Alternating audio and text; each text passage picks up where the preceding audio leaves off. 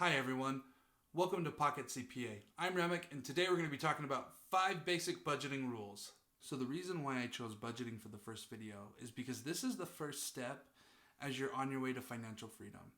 And one thing that I like about budgeting is it's positive forecasting into the future, helping us look to where we can be as we set up these budgets and as we follow these simple rules. So let's get into it. Rule number 1. We want to make sure that the budget is sustainable.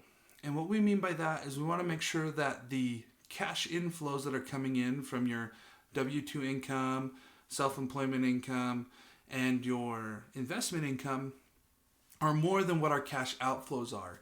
If we're creating a negative budget, that's not sustainable. It's not going to get us anywhere. So we really need to make sure and be mindful of the things that we're putting on there. And sometimes as you're doing this, you might need to look for ways to cut to make that budget sustainable. Rule number 2, make sure that you're paying yourself first. And what this really means is to be setting money that you're earning aside for yourself. Not to be going and spending it on something else. That comes later in the budget. This is stuff that we're going to set aside in savings for you in the future. So 3 main important savings that we need to set up and think about is 1, an emergency fund.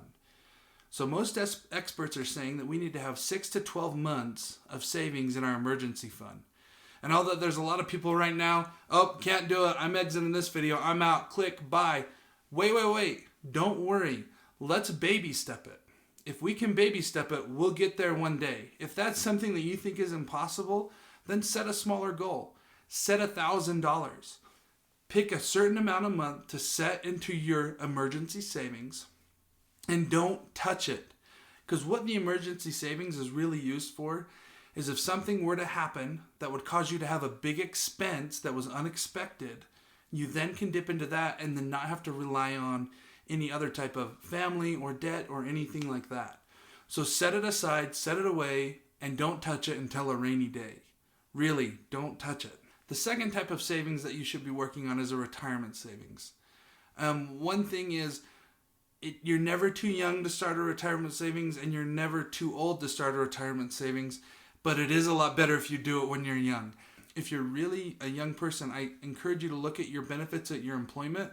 Most times companies will have what's called a 401k, and that is a retirement savings. And even sometimes they will match what you're putting in there up to a certain percentage. So that's an important thing to start saving for today. And we're going to do more videos about this in the future. And if you have anything you'd like to know specifically about it or a specific video about it, go ahead and leave it in the comments below so that we can cover it later. The third type of savings is a large expenditure savings. So the things that are going to fall into this category are like homes, cars, big things like that we're saving up for. I would make sure that you're picking some amount a month and setting it into there, because even small contributions over a long period of time can really build up and help you get there, because there's going to be a point when you're going to need a new vehicle, you're going to want to buy a new home, and what this will do is this enables you and gives you the freedom to say when you're ready to do that, because you already have those funds set up and ready to go. Let's get back to our basic budgeting rules. Number 3, needs before wants.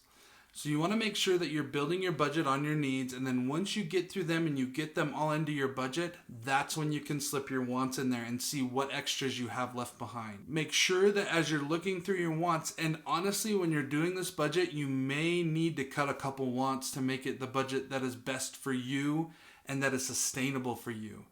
And sometimes that's hard, but don't be scared.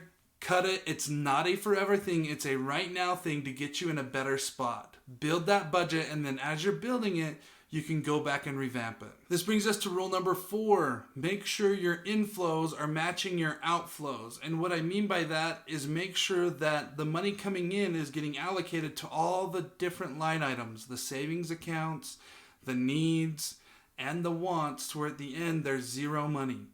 You don't want any money left over in your budget to where you're saying, I don't really know where this goes or what this does, because then that just ends up getting wasted. To be the most efficient in building your budget, make sure that your inflows are equaling your outflows and every penny has a spot that it needs to go to. Number 5, make sure that you are reviewing your budget periodically. I would suggest not to go later than a month. And the reasoning is life changes, crap happens, right? Things happen in our lives that will end up changing this budget. So for example, if you have a child, your budget's going to change. If you get married, your budget's going to change. If you have a job change, your budget's going to change. There's a lot of different things that can affect this budget. So you need to be reviewing it and reviewing it often. Another thing that people fail to do is they'll build this great budget. They'll be right there. They'll have everything down, savings, needs, wants. But then they never go back to review it and make sure that that's where the money is actually going. So you need to make sure you go back and review it so that the budget that you created is doing what you want it to do. There you go. You have it. Those are my 5 rules.